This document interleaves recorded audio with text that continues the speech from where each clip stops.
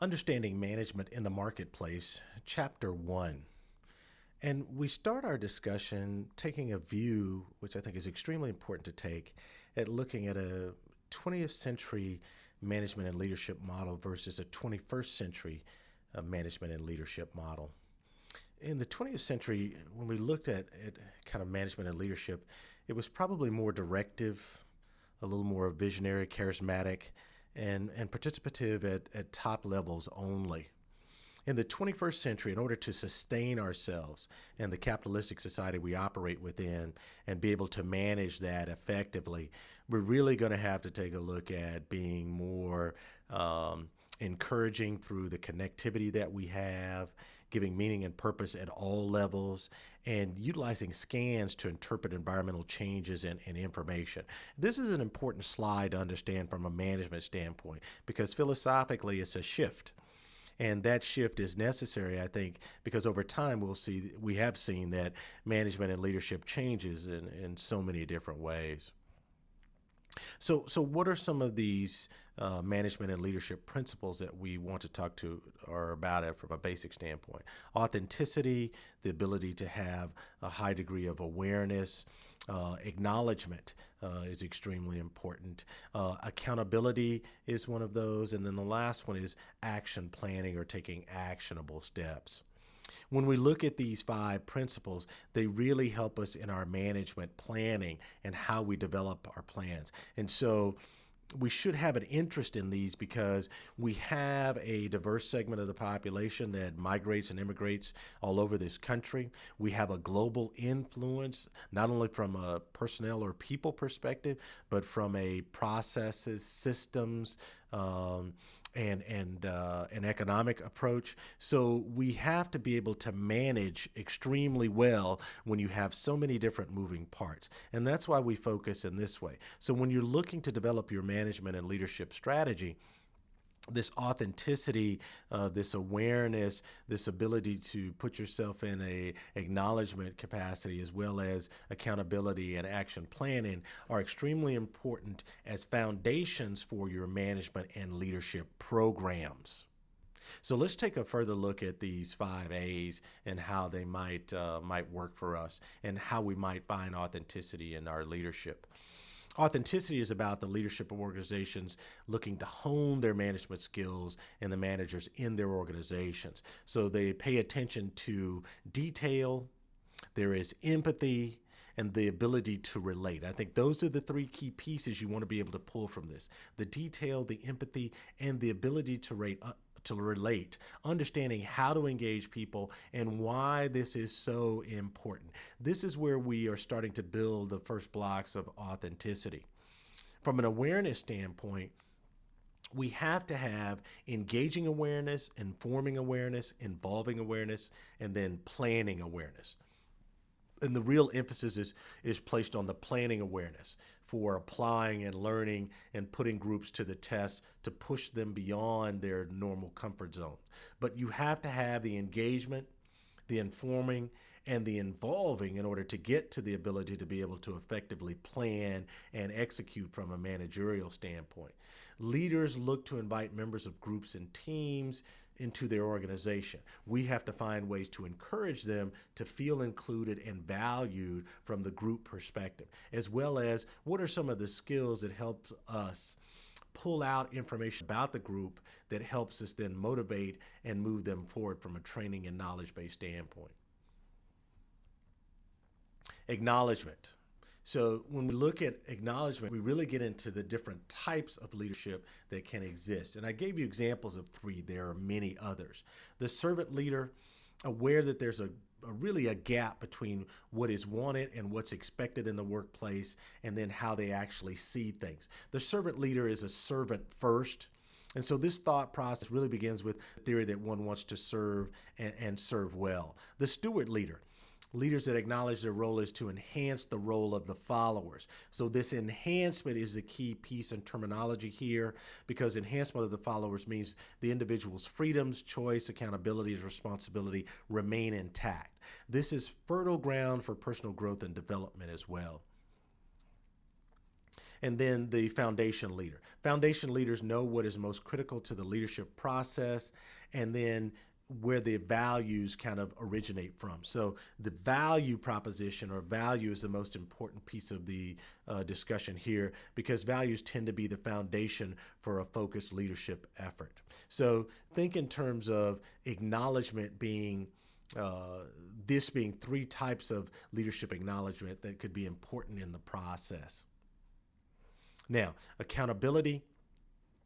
Accountability is about connections and relations. And so, how do leaders and managers today understand there's a need to be reasonably close with not only senior management, but with your frontline employees? And so, then how do you build those relationships so that people feel like not only they're included, but they are a necessary contributor in the organization? And then, the example I give is that employees can really strengthen their accountability through relationships in recruiting, community involvement, perseverance, preservation of culture, ideas, customs, language. I mean, you really have a lot of opportunities to build relationships and stay connected, and not do them on a short-term basis, but accountability based upon a long-term perspective.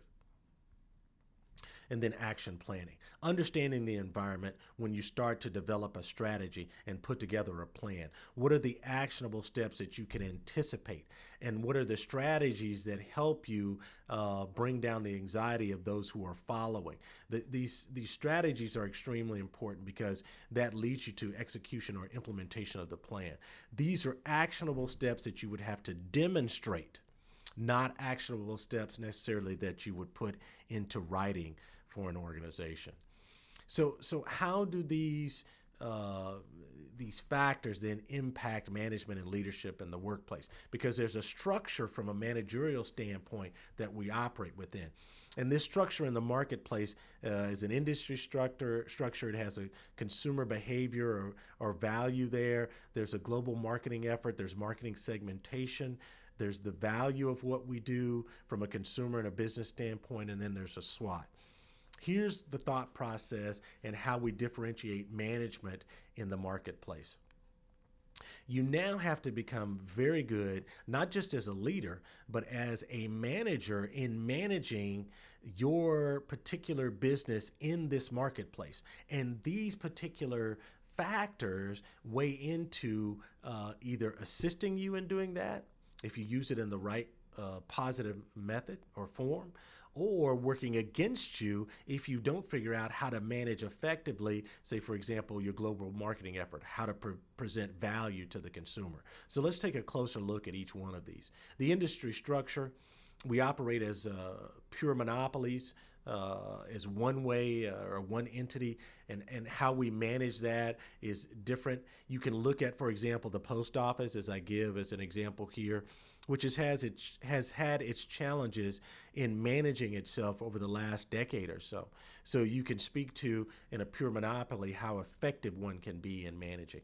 Oligopolies, as well, looking at a set number or small number of firms like oil and steel commodities that have differentiated products but few companies. How do we manage those? Monopolistic competition, the ability to look at a small number of firms and focused on certain segments. So how are they managed? And then where most of us are comfortable and have operated for some time, pure competition. So here we're looking at a large number of firms, large number of competitors, an open market with limited government regulation. Again, think in terms of management in the marketplace. How are you going to manage your particular business, entity, organization, institution if it falls into one or more of these industry structure components that we put up here?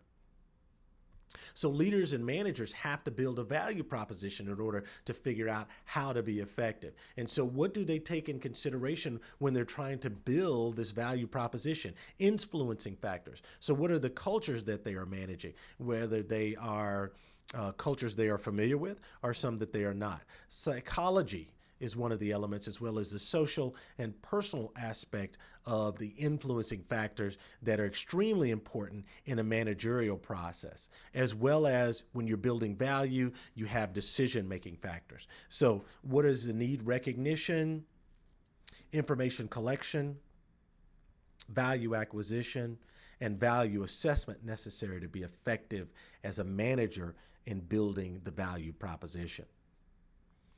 Well, in order to do that, you have to know the consumer. So, a manager that's effective in the marketplace today not only is managing their organization, but they're also helping to manage the consumer or people that purchase from them. Keep in mind that in the 21st century workplace, a person that is an employee could also wear a dual hat of being a consumer at any given time. So you have to find ways to motivate them and get them to be an energizing force. Help marketers in your organization with consumer analysis and marketing strategy. You have to manage from a standpoint of you're building a learning organization. So the changes that people are faced with, whether it's a consumer or an employee or they're wearing both hats, come to make their learning experiences, and these changes shape those individuals in or outside your organization. So you have to understand how to build loyalty. And managing loyalty is a slippery slope because at any given time, people can be loyal to you and then they can turn and decide not to be so loyal to you. The attitude that you have is extremely important, and it's a key to making or making decisions about values and beliefs that people have. So you're evaluating the feelings and actions toward an object or another person that a person has. And so that attitude also helps determine whether or not there's sustainability with that particular consumer and their behavior. When you add global marketing into this, we really have to look at operating from a global marketplace and managing from that perspective versus a local one.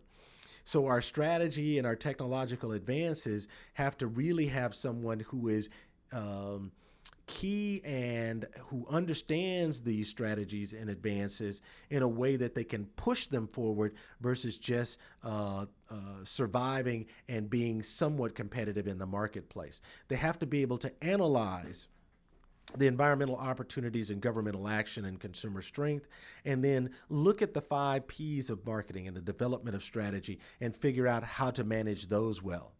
Adaptation is extremely important, how we are going to build our strategy on a global basis, and then our competitors and suppliers. How do we manage them when, in today's terms, you could have a competitor that's on the other side of the world? You could have a supplier that was in another country. So how are you going to then manage supply and demand with this integrated marketing effort when you are faced with the logistics and the operational issues of having suppliers and competitors all over the world? How do you adapt in that type of environment and apply those principles from a strategic and planning standpoint that can help you communicate change in your organization in an effective way?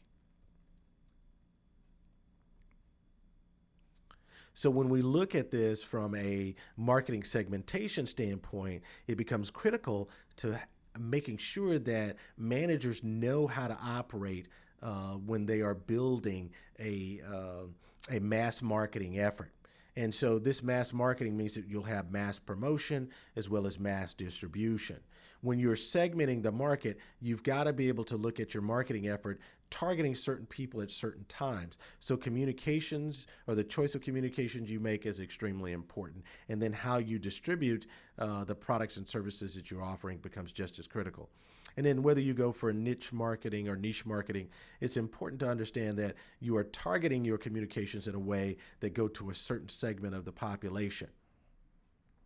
And then there's various distribution choices that you can make. So how do we summarize this? We understand as a manager that this is a complex model to have to be able to manage. And this is just the marketing segmentation piece.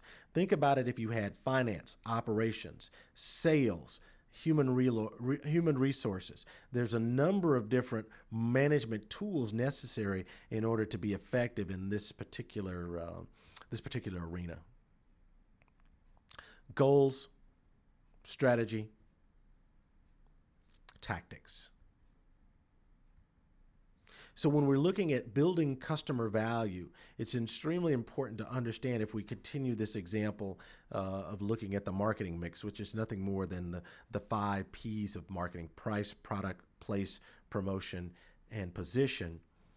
We also have to understand that there are influencers. And these are the pieces that is extremely beneficial for us to learn how to manage. So these influences could be situational, they can be social, and they can also be psychological. So the customer value is a very delicate balance between what we project that we can do and then how we influence what we can do.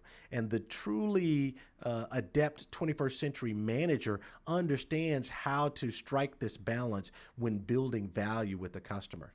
And part of why they know how to do that is because they know how to manage their SWOT. The SWOT is nothing more than looking at your strengths, your weaknesses, your opportunities, and your threats, and figuring out how to leverage those in an analysis. So I look at my strengths and I compare it against my opportunities, and I ask myself, what am I going to do about that?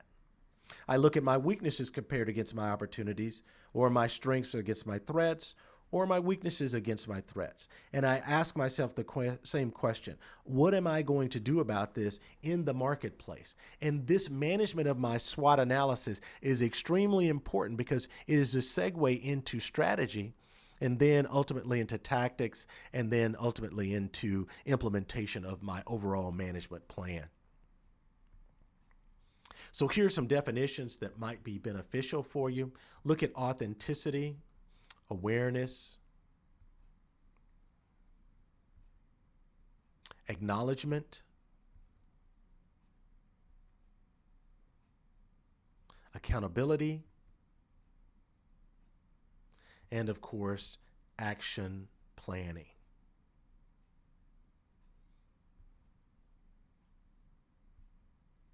And a few more definitions: consumer behavior, and that's a behavior of individuals when they're buying goods and services for private consumption.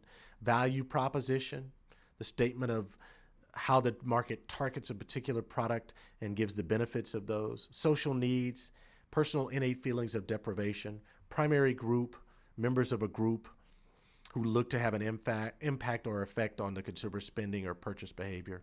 And then lifestyle, looking at the totality of who a person is and how they operate. So what did we learn? Well, we got a framework on management, just a little bit as an introduction. We'll have more. Then there's an industry structure that we have to manage within, consumer behavior we have to manage, as well as employee behavior. Global marketing and the marketing segmentation as examples of things we have to manage or entities we have to manage within our business. The value proposition we create and manage, as well as the SWOT. So understand the relationship between motivation and management and why it is so critical. Here is your thought for the day. Perfection is attained by slow degrees. It requires the hand of time.